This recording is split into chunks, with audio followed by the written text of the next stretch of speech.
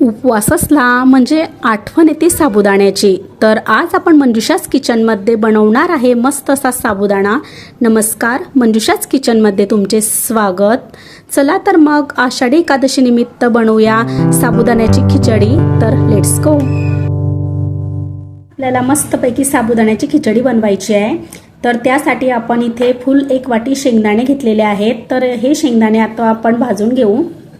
तर आषाढी एकादशी आहे, तर उपवास असला म्हणजे साबुदाणा हा प्रत्येकाच्या घरात होतोच आणि प्रत्येकाला साबुदाणा हा आवडतोच। आता मस्त इथे शेंगदाणे भाजून झालेले आहेत, तर आपण आता त्यांचे फोत्रे काढून घेऊ आणि पाखडून घेऊ त्यांना। आता आपल्याला शेंगदाण्याचं कूट बनवायचं आहे, जास्त जाडसर किंवा जास्त बारीक सुद्धा बनवायचं नाही।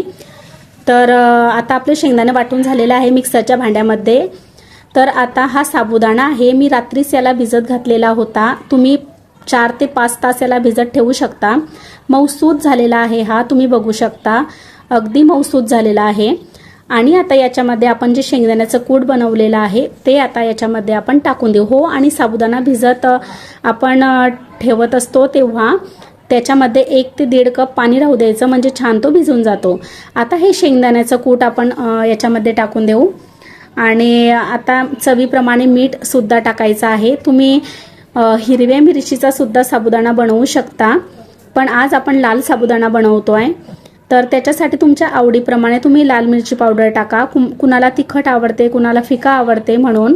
तर इथे मी 2 चमचे लाल मिरची पावडर टाकलेली आहे। अगदी शेंगदाण्याचं कूट, मीठ आणि लाल मिरची पावडर आता मिक्स करून घ्यायचं। आता एका कढईमध्ये आपल्याला 2 पड्या तेल टाकायचं आहे आणि तेल छान तापू द्यायचं। तर याच्यामध्ये आपण बटाटे सुद्धा टाकू शकतो।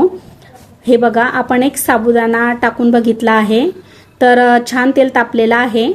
तर आता आपण जे मिक्स केलेलं आहे ते आता आपण कढईमध्ये तेलामध्ये टाकून देऊ। हो, आणि जर कुणाला याच्यामध्ये जर जिरं उपवासाला चालत असेल तर तुम्ही जिरं सुद्धा टाकू शकता आणि बटाटे सुद्धा टाकू शकता।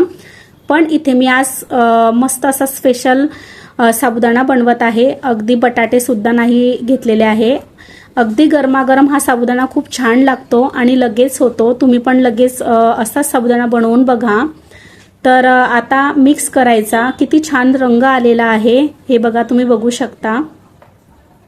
त्यानंतर थोडा वेळ झाकण ठेवून दिलेलं होतं, कारण आपली स्टीलची कढई असल्यामुळे लगेच खाली लागू शकते, म्हणून लगेच झाकण उघडून बघायचं। साबुदाणा मिक्स करायचा म्हणजे तो खाली लागत नाही, नाहीतर लगेच साबुदाणा खाली लागतो।